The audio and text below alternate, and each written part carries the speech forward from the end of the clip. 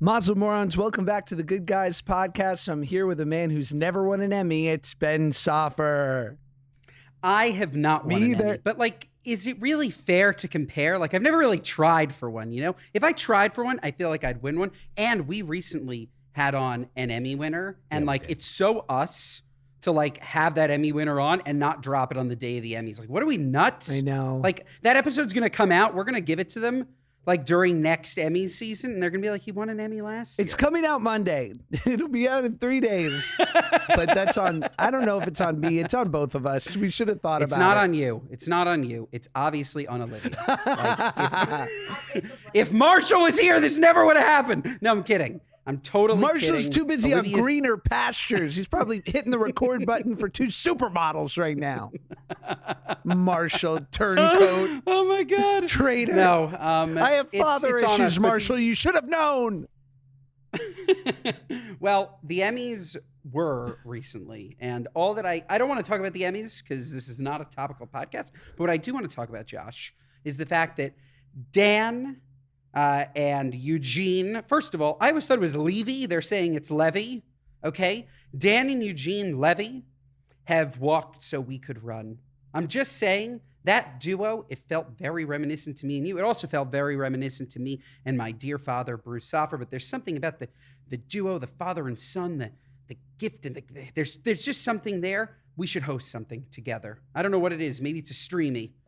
We got to start somewhere. I feel like, and with due respect, Ben, you're late on this. Like, hasn't the Dan Eugene dynamic been like hot for over 5 years now with Schitt's Creek and all that? Why now are you saying that? It has, but I haven't seen them host something before. I don't know. Like, I saw them in a TV show, and I love Schitt's Creek, and I love their dynamic, and I've loved Great Eugene since the American Pie days. Like, we should have him on this podcast. I would love to have Eugene Levy on this podcast. He might be like too hot now, but would love to try. And yeah, maybe I'm late, but I just saw like some clips of them at the Emmys, and I thought their banter was amazing, and it reminded me of me and my fellow podcaster. That's all. I did a movie with Eugene Levy last year, and he was great. He's a Canadian Jew, so you know, special. Kind, sweet. And yeah, the thing that I found lovely about him was he was very nice and generous. And then he kept saying, do you know an actor named Bruno Kirby? And I said, of course. He's one of my favorites. He's amazing. He goes, you sound and look just like him. And I said, ouch, that's not totally a compliment. I don't know what Bruno Kirby. I don't know who that is. Bruno Kirby. I'm gonna play you his. No. No. Yeah. No. He's wrong. He's wrong. Everybody look. Oh, I know he's wrong. Oh no, Josh looks nothing like Bruno Kirby. Oh, trust me, I know he's wrong, but we might sound alike. Hold on, I'm gonna play a clip of him talking and let the room decide. I'm rolling anytime. British Columbia, really even. I always describe it as a film where it takes 2 people 11 years to realize how much they love each other. I just think it's a wonderful movie.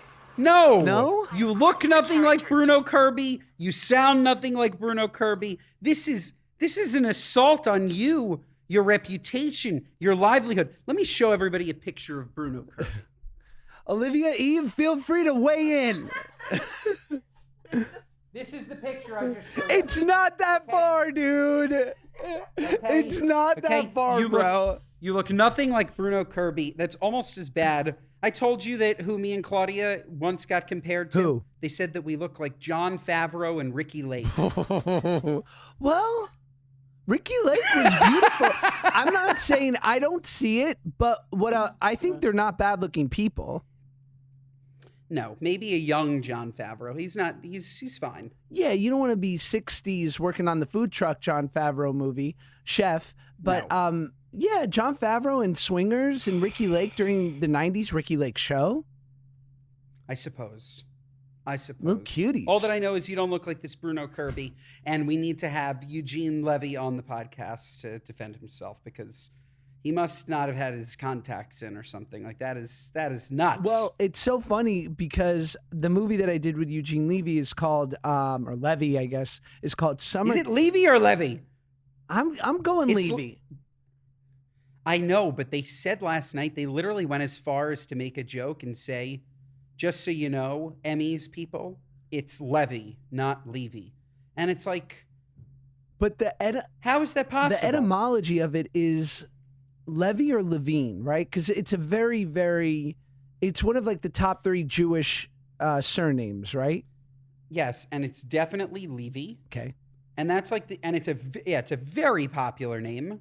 It's the equivalent of like somebody spelling their name is Smith and everybody calls him Smith, but they say call me Smythe.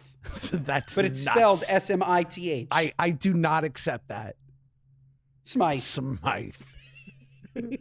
I don't accept Levy. That'd be a Levy. good We're gonna call him assassin Levy. name, Eugene Smythe.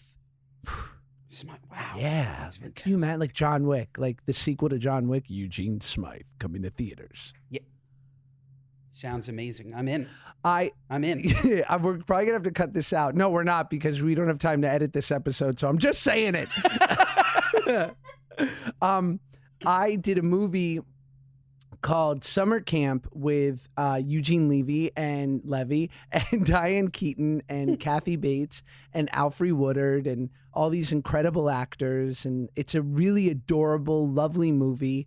And it came out earlier this year, and then it's, on VOD and whatever. I'm sure it'll be on streaming soon. And we all had a wonderful time, and it was an honor to work with these legends. And recently, Kathy Bates has been quoted saying that she was thinking about giving up acting a year ago. And I thought, was it me, Kathy? I was like, did Kathy Bates work with me? And she was like, that's it.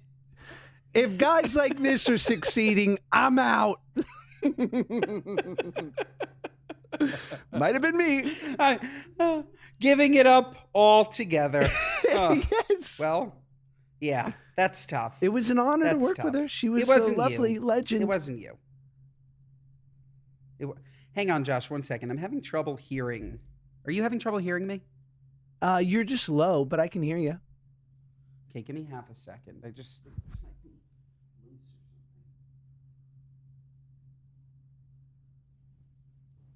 All right, sorry. Continue. Maybe that'll be better. Who knows? Well, we're leaving all that in. Again, we cannot edit. We're not editing. We're fine. We're good. We're good. We're great. We are so so good. Can you tell that my shorts are a little bit snug, or you can't from that position? No, I can't. I can't. This is the perfect angle for shorts like that. First of all, they look great, perfect length, dark color, totally camouflaging your moose knuckle. Yeah, no, they're a little snug. All of my shorts are a little bit snug. Okay. I purchased all of my shorts while I was on Ozempic, and since going off Ozempic about 6 weeks ago, I gained 15 pounds, which we spoke about with the great Tank Sinatra. I just want everybody to know that I'm back on Ozempic as of yesterday. So while you may see these shorts a little bit tight, give me a grace period, maybe a month to 6 weeks, and then everything will look great again. I'm not buying new shorts. I bought them. So we're going to be tight for 6 weeks, and then it'll come back, and everything will look proper. More of a PSA. I love that. It's funny. I have like about 9 of these shirts that are kind of like these oversized varsity kind of really soft cotton, but they're, inexpensive $25 shirts. And I wear them all the time. But recently I've been wearing more of a fitted shirt, and I realized that these, while oversized, not flattering. So maybe tighter is better. Tighter certainly is better. It doesn't feel better, but somebody takes a picture of you and you look at it and you're like, oh, I actually look really good in a properly fitted shirt. That's right. But when you're wearing it, you're like, oh, this feels too tight. Oh, my boobs look my big. gynecomastia, Oh, my there's like love something handles. going on here. But really, you look back at a picture and you're like, oh, I look good. It's called body dysmorphia. Body dysmorphia. Sick. BD. Love it. Yeah. BD. Yeah. Are we? Is it inappropriate for me to ask Olivia thoughts on tight versus larger clothes? I think that like a well-fitted shirt, I don't think you can go wrong with it. But I think that there is a line where it's too tight. For me, as a woman, especially, I get like a little self-conscious personally if it's a little too tight sometimes. But also, like, when it comes to men's clothing, I don't know. I don't think you can go wrong with like a well-fitted, like a structured top. Structured top. Aligned with the structured top. I am, and I thank God every day. Look, it's great. No shade on being a woman. There are so many things, so many amazing reasons to be a woman. To wear a tight tank top, I'd kill myself. Like I sometimes look, and these tank tops, they're so tight, they grip everything. I couldn't do it. Yeah, women are better than I couldn't do us. it. I would wear the clothing that I wear today. If I was a woman, I'd wear the same clothing. And let it be said now, if I was bi, I would call myself a structured top. I'm just saying. It's good. So speaking of the Emmys, I did look this up, and because we're totally materialistic here, but this was the gift bags that were given. This was for the 2024 Emmys, which were in January. I guess they were like a holdover because of the strike last year. But should we go through some of the wonderful gifts you get? Yes. So I'm not sure whether these are for nominees or nominees, presenters, and guests will be able to pick from a fabulous array of $10,000 worth of gifts. Okay. So first you can choose from an African safari worth over 10 grand, or you can go to a Panama villa, or you can go to the Museum Hotel in Turkey, named as one of the top 50 hotels with rooms starting at a whopping $500. That's like a Marriott Courtyard in New York City. I was gonna say, who the hell is picking that? Like someone who needs hair nuts? transplants. Yeah. Then there are medical aesthetics for clean and effective anti-aging products like Perdori Skincare. Their full set retails for over $400. You can also walk away with a Ricardo Beverly Hills collection case, which I guess is luggage that retails for over $500. What else? So we're getting luggage. We're going on a safari. Crumble cookies, Crane stationery, amazing grass screens blend. Sounds like an AG1 competitor. No thanks. I think that you should be the new face, Josh, of Ricardo Beverly Hills. Yeah. Ricardo. The rest doesn't seem that cool, actually. It sounds like the big thing is the trip. It was like African safari. I was like, oh wow, that's sick. And then everything else was just like a bunch of hogwash. Okay, well, do you want to know what's inside the $180,000 Oscars gift bag? Yes. This is $180,000 a person? Yeah, apparently. Could be. Holy crap. Okay, this was for this year's bag, the one where I was part of the Best Picture or whatever. This year's bag, which is not affiliated with the Academy, is valued at roughly $180,000, filled with 50 gifts ranging from a $15 Rubik's Cube to an invitation to enjoy a $50,000 stay at a Swiss ski chalet. Wow. And it says calling it a gift bag might be a bit of an understatement. It rarely ever fits into a single suitcase. We have a piece of Olympia luggage that's the biggest rolling duffel bag they make, and it even spills over that. I hate our country. Me too. We are so backwards. Hate us. 180K to the people who need it the least. Yep. Sick. Yep. What I also love, most of these things though were donated. Just saying, I love when people say 100 valued at 180. They didn't spend 180 a person. They probably spent nothing. Right. You know, like the chalet donated it because they're excited for a Josh Peck to take his lovely family to a ski chalet and then hopefully get photographed by the paparazzi staying at the chalet. Valued at 180. The Academy didn't spend a dime. Well, here's the thing, right? So $50K for the Chalet Zermatt Peak Gorge, right? 6-floor chalet boasts floor-to-ceiling windows with views of the Matterhorn, a spa, an in-house massage therapist, and celestial observatory roof. You even get a chauffeured car available 24 hours a day. Amazing. $50K, amazing. It's Switzerland. So where does my brain go? How much are those plane tickets, babe? What am I dropping on Southwest to frickin' Zurich? A lot. You're not flying Southwest. Believe me, you won't get there. I don't know what you're flying, but it's too much. Spirit don't Too fly much. to Zurich. And look, and we know that you need a nice first class seat. Josh spends on travel. That's right. So that's probably costing you, Josh, between 15 and 20K. And by the way, you're not going to a chalet alone. Can you imagine? That's where I'm killing myself. That's where I'm going to end it all, in a chalet alone.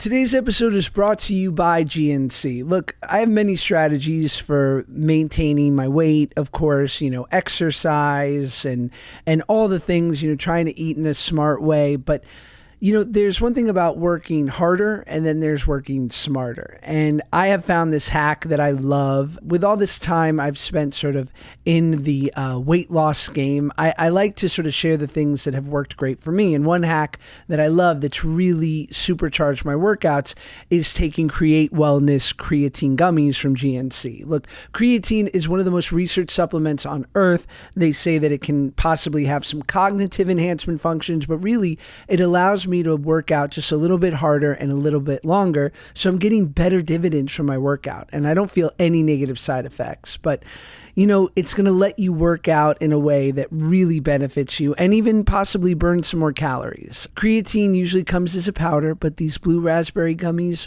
wow, babe. You can take them with you. They're super portable, no mixing, no measuring. You're not going to feel like you're that person at the gym. And it's just like a little delicious reward for working out. So why not? You deserve it. Right now, you can get 15% off Create Wellness creatine gummies, plus all our GNC favorites for weight management.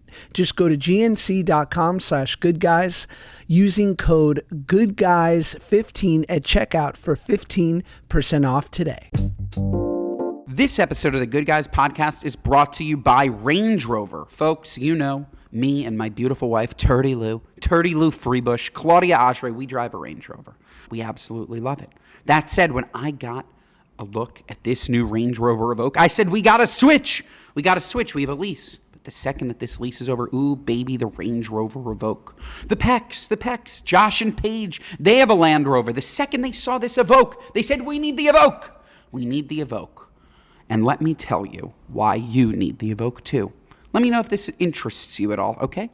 An elegant SUV where sophisticated design, advanced technology, and premium materials meet. A new dimension of refinement and luxury. Clean lines, sumptuous materials, and advanced technology come together in the Range Rover Evoque. Sophisticated and charismatic, the Range Rover Evoque elevates every drive. I mean, hello. Good taste is easy to spot, but hard to pin down. You know it when you see it. Yes, I do. And yes, you do. And in today's culture, there's no greater signifier of taste than the car you drive. Ain't that the truth? You want something sophisticated, but not stodgy. Daring, yet classic. Approachable, but with an air of opulence. That's where the Range Rover Evoque comes in. The Range Rover Evoque is art and craft in equal measure. The Range Rover Evoque is charisma in motion. Let's talk about a couple of features, okay? The Range Rover Evoque exterior is a quietly bold expression of Range Rover's DNA. How about a floating roof, continuous waistline, and three-dimensional grille that give the Range Rover Evoque its captivating character?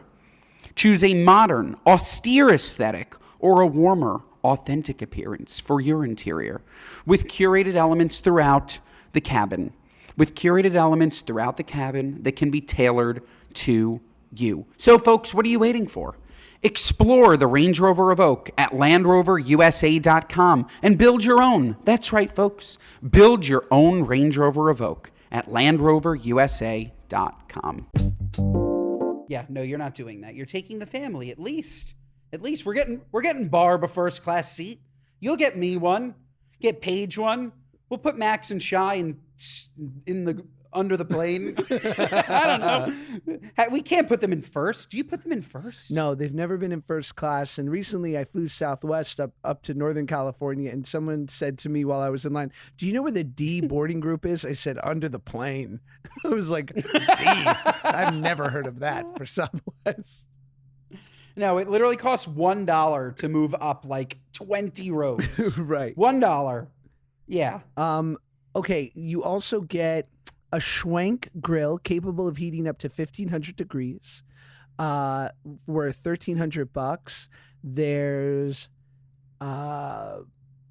the Golden Door Spa, 7 days in Southern California for $24,000 with daily massages, farm to table meals, private hiking trails, and mindfulness and wellness classes. Okay, that's okay. I like it. I like it. Crazy. I like it too, and I love a massage. Love. Have we spoken about massages, Josh? Do you like massages? Oh my God, love. Yeah, so the dream. I wouldn't want a massage every day for 7 days. No? I don't want that at all. Because I like a deep tissue. Like I like you to break me. Okay? Break me so that I feel better. Break me apart so you can put me back together. But if you break me for 7 straight days, I'm in a coma. And I don't want that soft Swedish where I have too many thoughts. I don't want to lay there for 60 minutes with my own thoughts. That's terrible. I want to be thinking about how much pain I'm in because your elbow is right on my spine, but I know that in a couple of days I'll feel better. I think you're doing it wrong. Like what I'll do is I'll get there a good 2 hours before, and I'll do so many rounds of the Schwitz cold shower before that by the time I get on that table, I'm snoozing 5 minutes in, and I wake up 90 minutes later. I don't know where I am. I don't know what was done to me, and I'm just like, but I'm relaxed. 90-minute massages, that's where you end up falling asleep. 90 minutes it's too long. Or it's properly long if that's what you're into. I'm in the 50 to 60 camp. Feel it out. If I fall asleep, what was the point? Interesting. You want to be present for every second. I do. Every single second of that probably $290 Red Door massage. Have you ever had a giggle fit during the massage? And I asked the room that. Have I ever like laughed when they were rubbing me? Yeah. No. Okay. No. Fine. No. Ben. No. Never. Never. I did somewhat recently. I knew it. Olivia. I went to there's this incredible Thai massage place over in Thai town, and the lady was like, well, first of all, she was like on me like a billy goat. You know, she's like stepping all over my back, everything. I'm with you, Ben. I gotta it needs to be deep tissue. But she started massaging my foot, and I got a ticklish toe. I said, help it. I almost kicked it. It's a little bit of an embarrassing thing, but it happened, and it's done with now. That happened to me during a pedicure once, and let me tell you, the women were judging me. I know it. I do that every time I get a pedicure. It's tickling. For sure, feet are tickling. But when I think of a back massage, like I was thinking, like you're going to tickle my back. You're not tickling my back. Yes, if you touch my feet, maybe you'll get a laugh. Perhaps. Have you ever had a weird massage? I don't mean like sexy, but I mean like where their like techniques are weird. Yeah, what reminded me of what Olivia just said in Thai Town, which first of all, what a name, Thai Town. It's fantastic. I think it's the double T. I've gotten a massage before where I had no idea that they were going to be walking on my back. And all of a sudden, I feel what I think are feet. And I'm like, oh my God, she's walking on my back. And then I think I've spoken about this before, but I feel this like rough callus just digging into my back. It's disgusting. If you're going to walk on somebody's back, you need to get a pedicure before. You can't have like a rogue hangnail or like a callousy heel. No. You know? It needs to be smooth. Or wear socks. I once had a massage in Detroit, Michigan. Hear me out. And I was working there. So the person, this was like, basically we're working on this action movie. And so like, we're like getting tossed around and pulled in harnesses and stuff. So like our bodies would be broken at the end of the week. So it started getting around like, oh, I have this great masseuse, and everyone in the cast and crew, like we were using them, and it was great. So she comes over and it's like all regular and whatnot. And then she's like, okay, flip over. So now I'm on my stomach. And then she's like, okay, and like, can you put your knees up? Granted, I'm on my stomach, right? So now she's massaging me. I'm like this. Look at this. I'm like this. On the table, like this, right? Knees up. And I'm like, it's like I'm sunning my butthole. Like, you know what I'm saying? Like, but and I'm like pulling at the towel to try to like have some modesty as I'm like this. And she's like doing these special techniques, and it didn't become anything like, there was no romantic interlude. It just was like, I don't know. And I felt too exposed, too vulnerable. I once had a massage where they can unlock your hip by digging like into your stomach. Like they push really deep. Have you ever gotten basically a belly massage? No, Have you ever had that's them where I'm push ticklish, into your babe. belly? You've never had a belly massage. It's going to be a giggle fit. No, they push in on the sides, like almost to the point of pain, but they can unlock your hip. It's fantastic. Just be careful if you go in after having too many gassy foods. Have you ever farted during a massage? No, I farted during yoga once though. And it was the worst moment you could, because there's this thing, once you've done like 59 minutes of yoga, where usually you'll be laying on your back and they'll tell you to go in something called happy baby pose, where your legs are up like a baby, go, you know what I'm saying? And you pull your feet back so like your hips are totally open. And then what they do is they say like, now scrunch yourself in a little ball like this, right? So I'm like knees to chest, right? And they go and make it, and like get really tight, like just flex every muscle in your body for like 5 seconds. Cause then when you release, the last 2 minutes of class, you're just laying in shavasana on the ground, right? So you're just like, well, I squeezed a little too tight, babe. And you just heard, I was like, and I just heard the teacher stop. And then I heard one person, 2 people away go, and I wanted to disappear. Did you shart? Be honest. No. Clean. It was clean. Yeah, it was just a little toot. Okay, I'm just saying, like, that position is like a sharding position. Like, I wouldn't have held it against you. Josh, what is your, when you're driving, let's say you're going from your lovely home to the Dear Media studios, or you're driving wherever you drive across the state of California, what app are you using to get from your house to your destination? In my Tesla, because built into the interface, it's Google Maps, so I use that. In any other car, I'm using Apple CarPlay. So I think first of all, I used to be a huge Google Maps guy, okay? Huge Google Maps. Claudia would put on Apple. I'm like, no, what are you, nuts? It doesn't work, Google. I had such a terrible experience with Google Maps this weekend. Wow. I'm done. You know Sergey Brin listens, so drag him. Google Maps doesn't work. It doesn't work. Oh. I'm sorry. And then it made me think, and I'll tell you why it doesn't work. It doesn't work because you put in your destination, but along your whole route, right? It says, go here for a similar ETA. I go there for a similar ETA. All of a sudden, it goes down 5 minutes. Why didn't they tell me to go there in the first place? Now, Josh, this got me thinking. Why isn't there a paid version of any of these services where they give you the actual best route? Huh. Interesting Because thought. you can't give everybody the best route, right? If there are thousands and thousands of people all going from, I don't know, Westchester to New York City every single day, they can't all get the best route because there isn't enough room. I think they are getting the best route.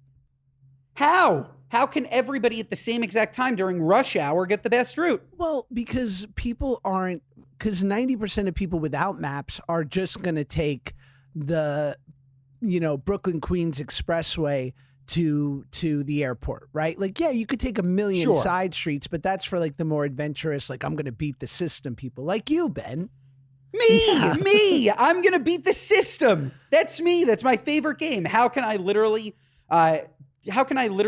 almost die and risk the lives of all of my friends and family to save 2 minutes on the way to the So airport. what you're saying is maps should have something called pirate mode, sicko mode, right?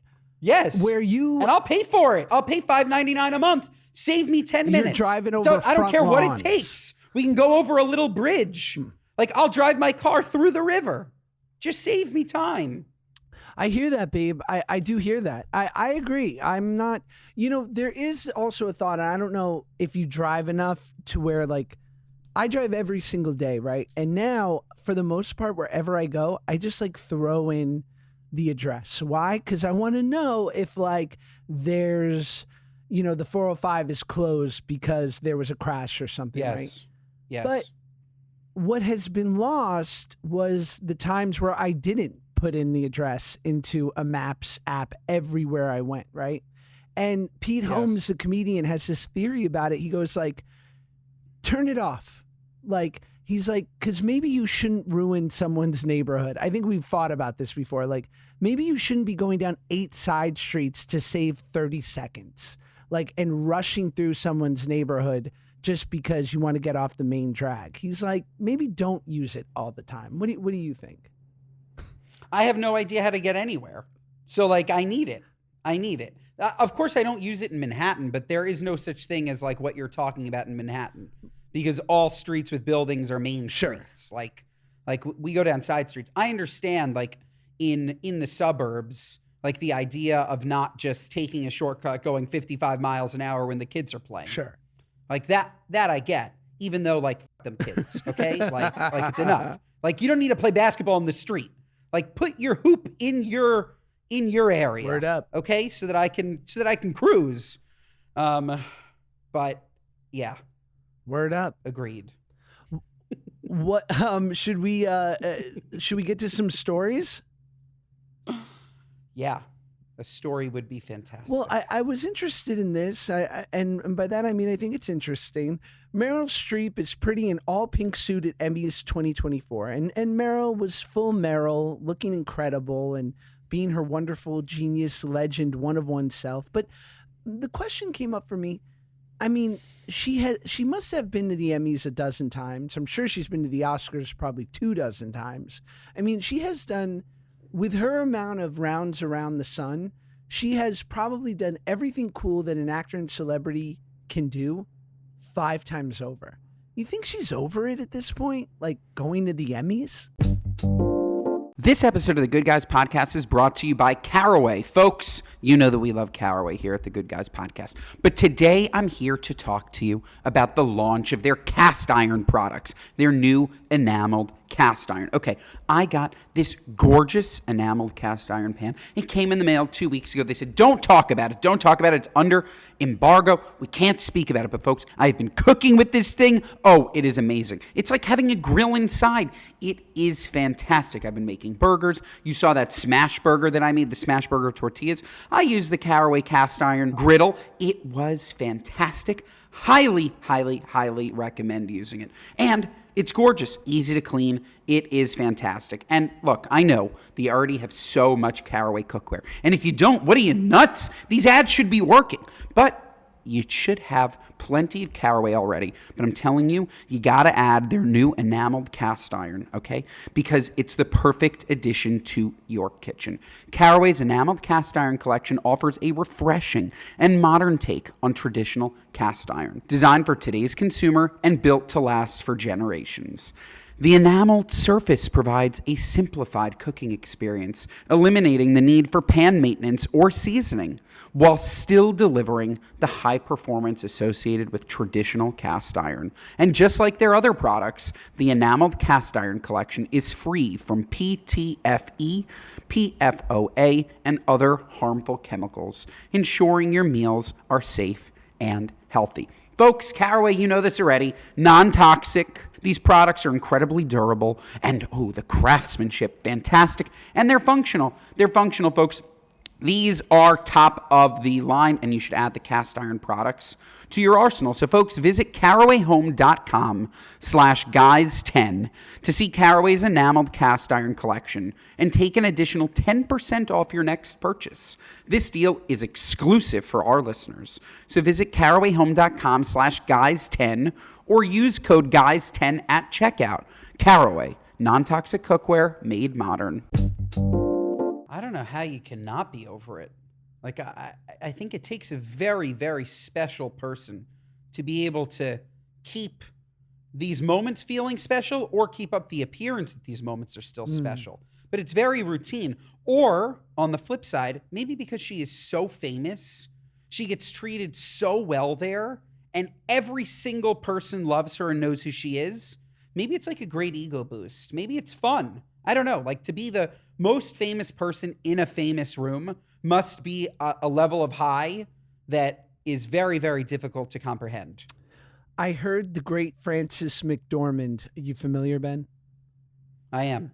3-time Oscar Award winner, genius actor, said something to the effect of someone that she was in a movie with. The movie got nominated, and she looked at them and said, "We're going to the convention." Because, like, maybe, like, you kind of start looking at it like that, right? Like, in one room, you're going to see a bunch of people that you only get to see once a year or whenever you're nominated. But, and to that end, I was like, oh, I guess that's kind of cool to get to see a bunch of people that you never get to see otherwise. Yeah, I think that that's fair. And then imagine all of those people know who you are and are obsessed with you. Like, that's Merill. I just don't. God, what a queen. I don't know what that feeling is like. It's funny. Zach Braff was recently interviewed on this podcast, on Mike Birbiglia's podcast, and he was talking about how he dated Florence Pugh for a while. And he was obviously singing her praises, as do I, as we're coworkers. Oppenheimer, see it if you want. And we never met on set. And he was saying how he's like, it was fascinating with Florence because she's so damn talented that he's like, luminaries of this business, the most talented, accomplished people would come up to me and be like, "What's she like?" Because they were so enraptured by how talented and special she is. And that's like a Merill Streep. Like, how do you navigate that, being the person on the other end of it? Oh, I have no idea. I have no Olivia, idea. I'm sure No you clue. know. We love you, Olivia. Oh my goodness. I wonder, like, I don't know, to just be raised in that way, you know, from an outside perspective. Like, I can't, I truly can't imagine what it'd be like.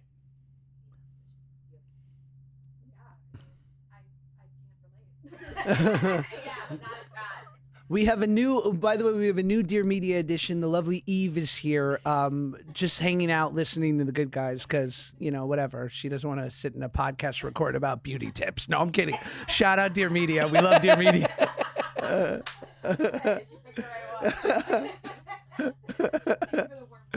Anytime.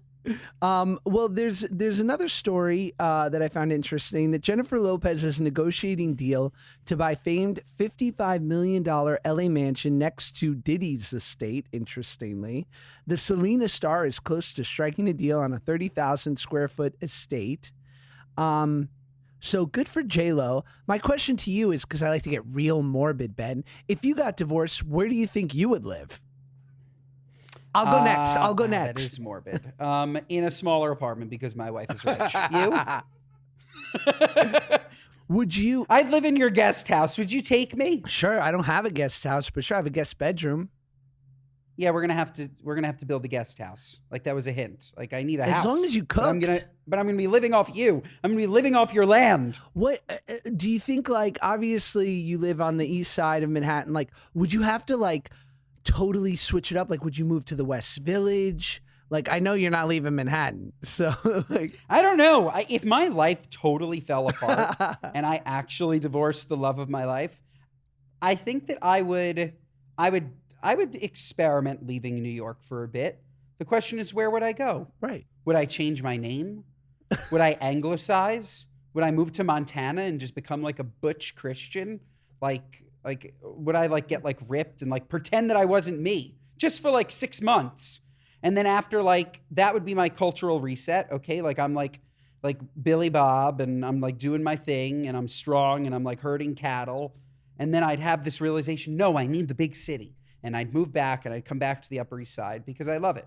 I love Manhattan and I would also like fight for my wife back. Can we get out of this terrible dream that you put me in? Ben, this is fun. Here's what I do. I would, because that's what I do. Like sometimes when I'll drive by apartments, like, you know, nondescript, like apartments where it looks like a detective lives there, you know, dark. And I go, you know, I would need a room for the boys. And then I would just like have like a little 2-bedroom pied a terre. Wait, but hypothetically, Josh, what if in this case you lost custody of your kids? I'd kill myself. See? Life wouldn't be worth living. Are you kidding me? How about in this really fun game, you and Paige get divorced, you lose custody of your kids. Wives are 1 in a million. Kids are special. They're a part of you. Love you, babe. Love you, Paige. My wife gives you so much shit. How about in this great game, you have stage 4 cancer? Where are you living? Here's a great game. You go bankrupt. Who do you ask for money first? All right, Oh, fine. that's funny. I just wish you'd go dark with me sometimes. Jeez. You're my flashlight in the dark, Ben. That should be a Taylor Swift song. Okay, should we do a speak pipe? Yes, we should. Speak pipes are glorious. If you want to leave us a message, get advice from us, ask us a question, go to speakpipe.com/goodguys. Keep it brief. Brevity is key, and we will possibly, probably, maybe air your question on the podcast. I actually have a question. I have a quick question, Josh. Do you think that we should pivot SpeakPipe to a written, like they write in instead of listen? Why do you say that? I don't know. I'm just thinking like we can then read it dramatically in our voice. Do we like hearing their voice? Do they like hearing their voice? Perhaps Let something us we know. could have discussed off the pod, but we're chatting live. This is live. I don't know. I think they like to be. I think you feel more special if your voice is on the pod. When your voice is played. Okay, so we'll leave it as is. Okay, great. This is Abby. Hey Josh, hey Ben. Trying not to sound like a basic bitch on this intro, but because let's be honest, everyone sounds the same. I wanted to get your take since you guys are the podcast of wedding etiquette and wedding hot takes or not so hot takes. But I just saw a reel on Instagram that was the bride and the groom walking into their reception, except for no one at the reception knew that it was a wedding reception. They didn't know the bride and groom got married. It was their friends. And they walked in and everyone was surprised. What's your take on that? Thanks. A surprise wedding for your friends. That is so unbelievably strange. Like, why? Why would anybody ever do that? So different? Nobody knew that they were engaged. Nothing. I get maybe they did know they were engaged, but they didn't know they didn't have the wedding planned yet. That happens. I'm out. Not into it. I'm not into it. Are you? What I will give my wife a lot of credit for, this worked for us. This is just us. She said after the ceremony, there will be no more interruptions to the flow of the wedding. I find the problem with a lot of weddings is the couples are so greedy that there's all this pomp and circumstance to then redirect the energy and attention back to them constantly through the night. We're having our first dance. We're cutting the cake. We're in the big intro where all of our groomsmen and bridesmaids do ick-inducing dances through the door. Like, it's just enough. Like, it's your day. We get it. You're going to make 10 grand in gifts. Enjoy it. Love it. But we didn't do any of that. We said I do, and then the party started, and it never got interrupted again. So that is fantastic. That's called thinking about your guests, That's Josh. right. Thinking about your guests. No more. Here, let's hear 3.5 hours of speeches. No. Oh, that's unacceptable. Absolutely There not. needs to be a 2.5. Let me tell you, if we, as the good guys, can give you any gift, when you're getting married, you say to the people you love, I know you love me. you have 2.5 minutes to get your speech out. Maximum. Have I told the story of my dad giving a speech at my wedding? No. Brucey boy. So the great Bruce Soffer gets on the mic for me and Claudia. He gives probably a 15-minute speech. Too long. I'm sorry. 5 of the minutes, Josh, were about my sister in preschool, about how beautiful my sister was, and how close me and my sister were, and how cute she was at the age of 4. This, like, first of all, what are you, nuts? Like, it's not about my sister, okay? It's about me and Claudia. He barely mentioned Claudia. It was all about my sister. And so my sister just got engaged.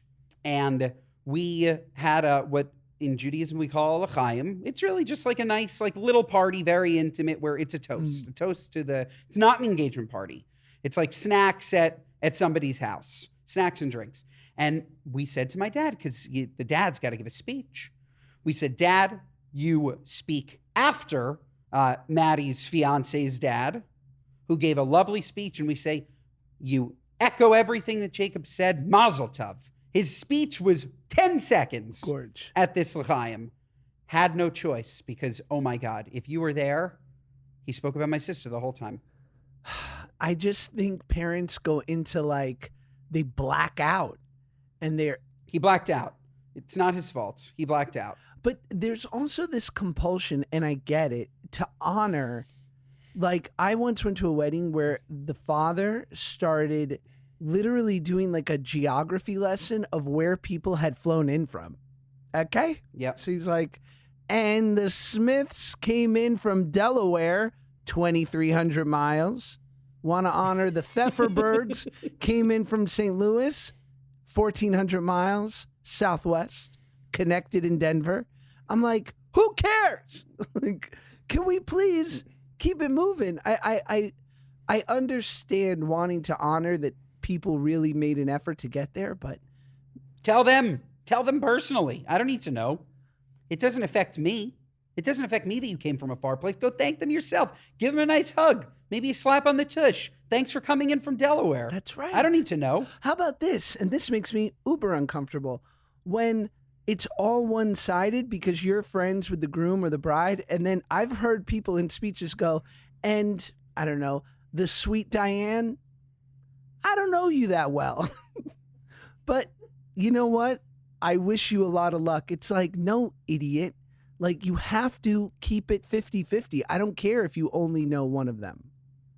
Have to keep it 50-50. Have to. Otherwise, it's disrespectful. Otherwise, you're not good enough to be speaking at this wedding. Have to keep it 50-50. Couldn't agree more. I saw on TikTok the other day, totally different topic, still within the wedding. This was, if you're looking to surprise somebody, surprise the bride and groom. Not like this woman did here where she surprised her guests. Who cares? The bride and groom, they stepped in and the entire crowd they were a flash mob, Josh.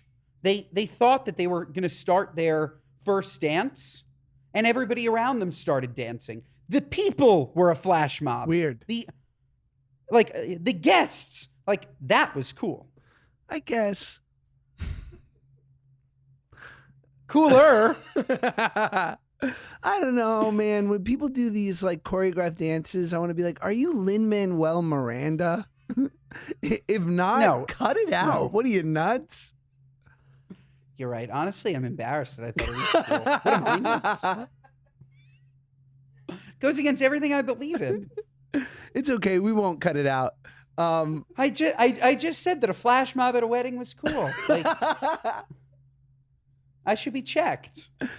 You're not checked. We're keeping an eye on you. We're keeping an eye on you. I mean I should be mentally checked on. Like, well, let's hear one more speak pipe from Katie. Hey, good guys. This is Katie here. A quick question for you guys. So I have been dating, I guess, this guy that I met on Hinge for a couple weeks now. And on the app, he said he's 5'10". I'm 5'7", for reference. And there's just no way he's 5'10". And it really doesn't bother me, but, like, what do I do about this? Do I bring it up? Do I never bring it up? Like, just admit that you're not that tall, or just, like, come clean about it. But, like, now it's awkward to bring it up. I don't know. What should I do? Help. Bye. Olivia, Eve, thoughts? Just own up to the height. It's fine. The thing that's tough is when you're lying about it. You know, it's okay if you're less than 6 foot. We love a short king around here. I mean, you know, just the confidence of it all. The medium king is in too. Yes. I've been seeing that everywhere. People are loving medium king. Yes, exactly. A 5'10", what, a 5'8" to 5'10", Yeah, somewhere in there. Beautiful. Hmm. It's like they're gonna see you at some point. So why are you lying? It's gonna come out. Exactly. You can't sit the entire time you're dating. You can't. I am loving having this peanut gallery of women. It's fantastic. We love a Like dainty king. We need this every episode. Not to bring up the great Bruce Soffer again, but he's been lying on his driver's license forever. Like, okay, he's listed at 5'10".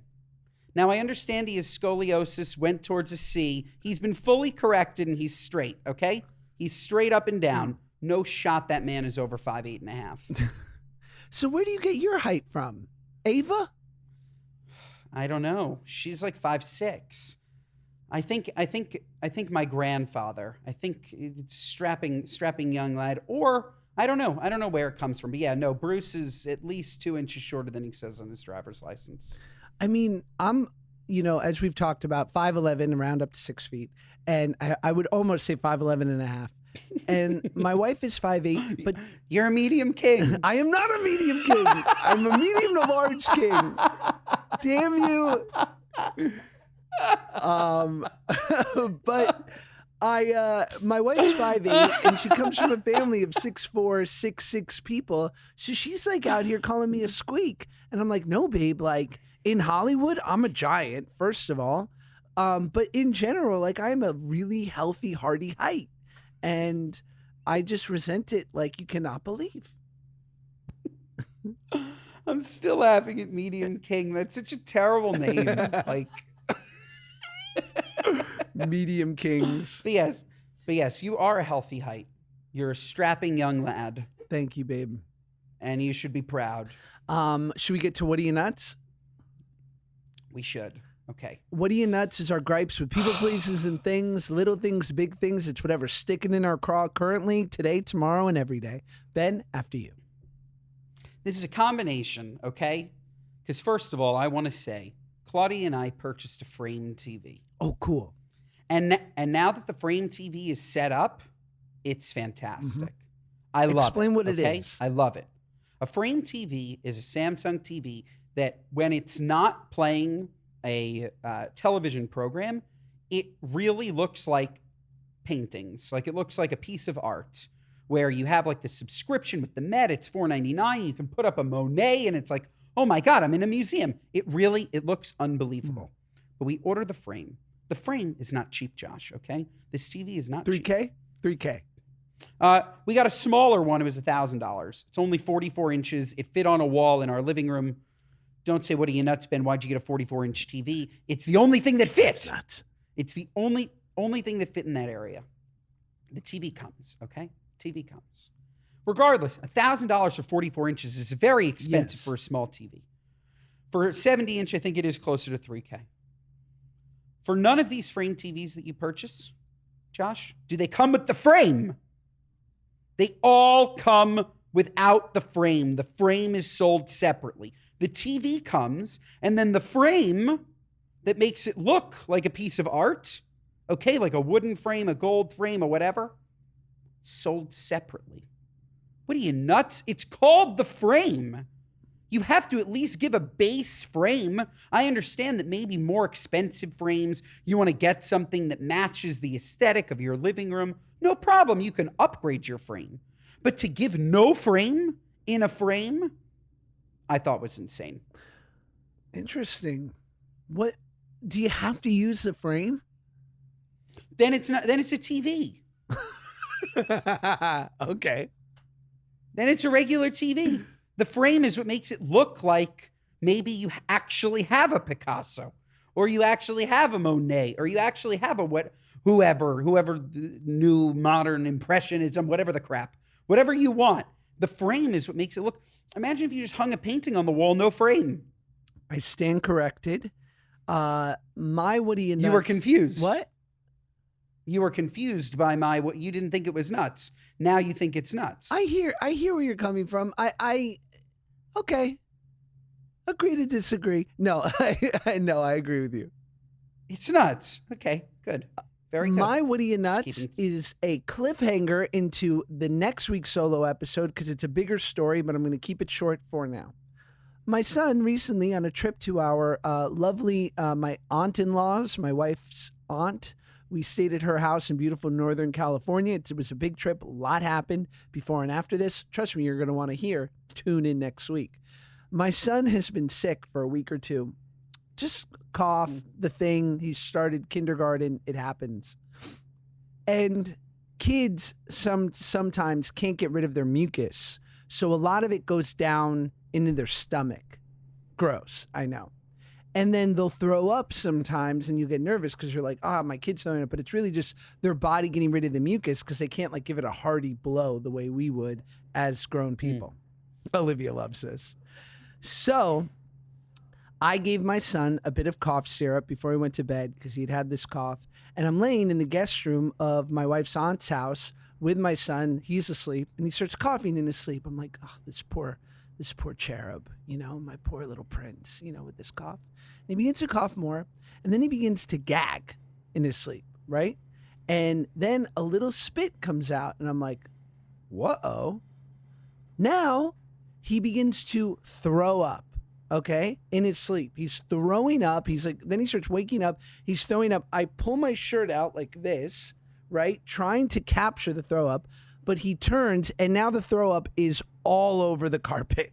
He's throwing up all over my wife's aunt's guest room, and she like has a beautiful, clean, lovely, perfect home, right? Okay, and this is proper throw up. This is heave. This is going right, and then I'm like, oh my God, I gave him cough syrup before he fell asleep. The throw up is red. It is red as a Slurpee, my boy. So now, first of all, carpet's done. This carpet will never come back to life. Here's what I have to say. Hey, why make cough syrup any color? What are you, nuts? Make it clear. It's so crazy. Then I thought, maybe they make it red for the kids, for the chillin', the little babies, so that it's fun to drink. No. Then I remembered that NyQuil is the color of Jaeger. Like, all Robitussin is red. What are you, nuts? Make it clear. Why do we have to add coloring to things? Right? This is an excellent What Are You Thank Nuts? It's completely nuts. At a minimum, Josh, don't make it the color of blood. Right. Like, as a parent of a young son, you see him throwing up red, you think he's in trouble. Right. No, any color but red. Or clear. It should just be clear. But like, I think it goes back to like, if you're drinking something clear, or do you really feel like you're drinking anything? Like, it's almost like the red makes you think it works better. It's like, nuts. I don't know. There's something. It's dumb. It's dumb. That's nuts. Benadryl is clear. Like kids' liquid Benadryl is clear. They obviously have figured it out. That's nuts. One thing, another. What are you nuts?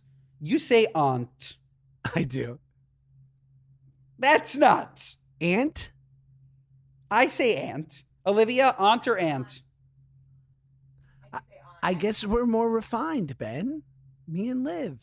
Honestly, the more that I think about it, the way it's spelled A-U-N-T is aunt. Like, Eve, you're the tiebreaker. It's not A-N-T. She says aunt. Okay. All right. 2 versus 2. Fine. She's from Long Island. Maybe it's a New Yorker thing. Oh, it must be. But aren't you from New York? I mean, not for 25 years. Or have you lost all your years. New Yorker energy? You've lost everything. I also don't say Florida or horrible. I say Florida. Florida, of course you do. But I say I say horrible. Take us home, Ben. And folks, that is our show. Thank you so much for tuning in to The Good Guys. Listen to us on Apple, Spotify, wherever you get your podcasts. Watch us on Josh's YouTube. You got to see us. You got to see us to believe Josh was on all fours again. I feel like once every 2 weeks, Josh is on all fours. Whatever I got to do for views. Follow us on it. Follow us on Instagram. Follow us on TikTok. Mondays and Thursdays, folks. We will see you next time.